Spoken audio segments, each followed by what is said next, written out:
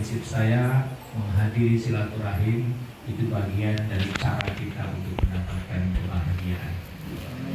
Bapak Ibu bahagia nggak datang ke sini? Bahagia. Benar. Kebaca loh yang nggak bahagia. Ya kan ngapain kalau datang ke sini nggak bahagia, ya kan? Saya selalu, bahkan ada orang sholat tuh nggak bahagia berarti sholatnya terpaksa. Kata seorang filosof namanya Al-Farabi, orang yang berbuat baik itu biasanya menimbulkan bahagia. Jadi ketika ada orang berbuat baik tetapi hatinya tidak bisa bahagia, boleh jadi kebaikan yang dilakukannya itu bersifat palsu. Jadi pasti orang yang berbuat baik hatinya akan bahagia. Bapak Ibu datang ke sini kan niatnya baik, silaturahim, pasti harusnya bahagia. Jadi kalau Bapak Ibu datang ke sini tidak bahagia, berarti ada masalah silaturahimnya. Tepuk tangan semua.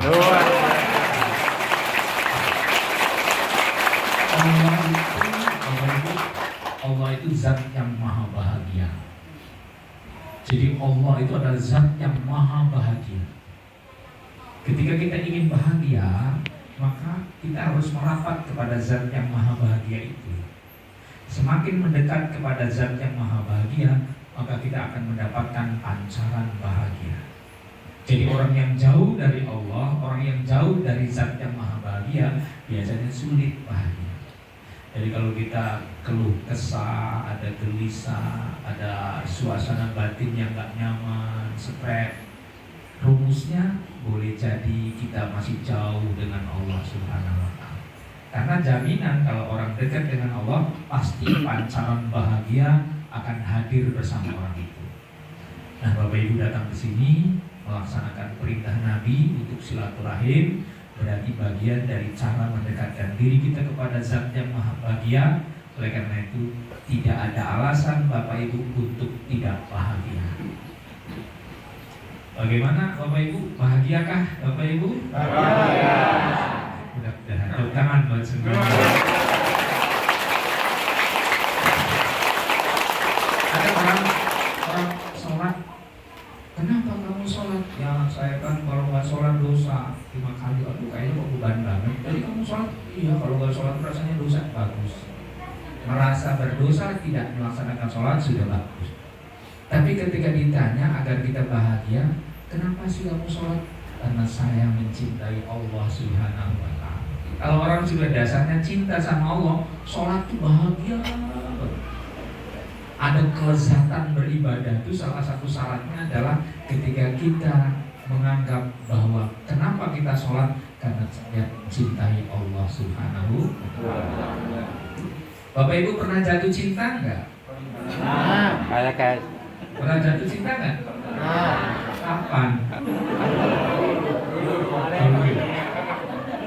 Saya nanya, ketika Bapak jatuh cinta pada seseorang, lalu seseorang yang kita cintai itu minta sesuatu, kira-kira Bapak Ibu penuhi nggak? penuh.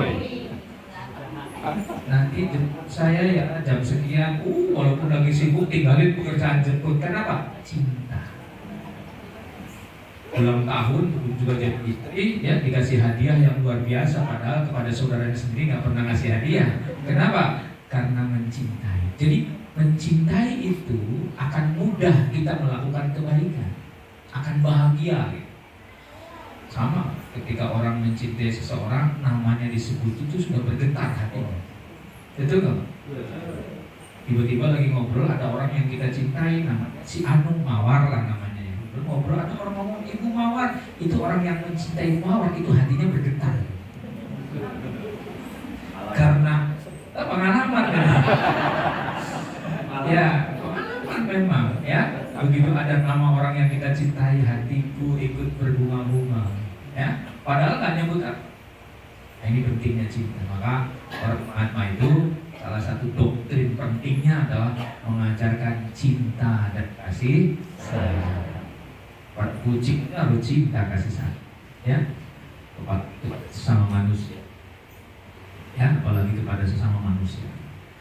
Siap menjadi agen menebarkan cinta dan kasih sayang, Bu? Siap. Harus siap, karena Allah hanya akan bisa mengambil orang-orang yang hatinya penuh dengan kasih sayang. Kalau ibu baca di Quran itu jumlah suratnya ada 114. Dari 114 surat itu 113-nya diawali dengan Bismillahirrahmanirrahim. Coba lihat Al-Fatihah sampai Anas semuanya diawali Bismillah. Hanya satu yang tidak diawali Bismillah terdapat dalam surat At-Taubah. Ya, At-Taubah. Maknanya apa? Berarti ajaran kasih sayang adalah ajaran tertinggi. Kan Bismillah itu kasih sayang. Bismi, dengan nama Allah, Allah Ar-Rahman, pengasih, Ar-Rahim, penyayang, pecinta. Allah itu maha cinta. Jadi buat apa kita sholat kalau dengan sama tidak menimbulkan kasih sayang? Buat apa kita ibadah kalau dengan sesama hati kita tidak menumbuhkan kasih sayang? Subhanallah. Jadi betapa dahsyatnya ajaran tentang cinta dan kasih sayang. Nah, Bapak Ibu sekalian, itu sekedar pengantar. Saya hanya memastikan bahwa Bapak Ibu datang ke sini tidak dibebani. Kenapa Pak Aceh dan Bapak Ani datang ke sini? Karena saya cinta sama Mahatma. Jadi dia bahagia terus, senyum terus, ya.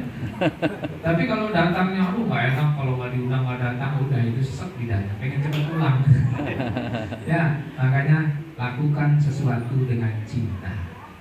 Sholatlah kamu karena saya mencintai Allah. Ya Allah, saya rindu sama Engkau, saya rindu sama Rasulmu, saya rindu pada Rasul. Maka sholat itu bagian dari cara melepas rindu kita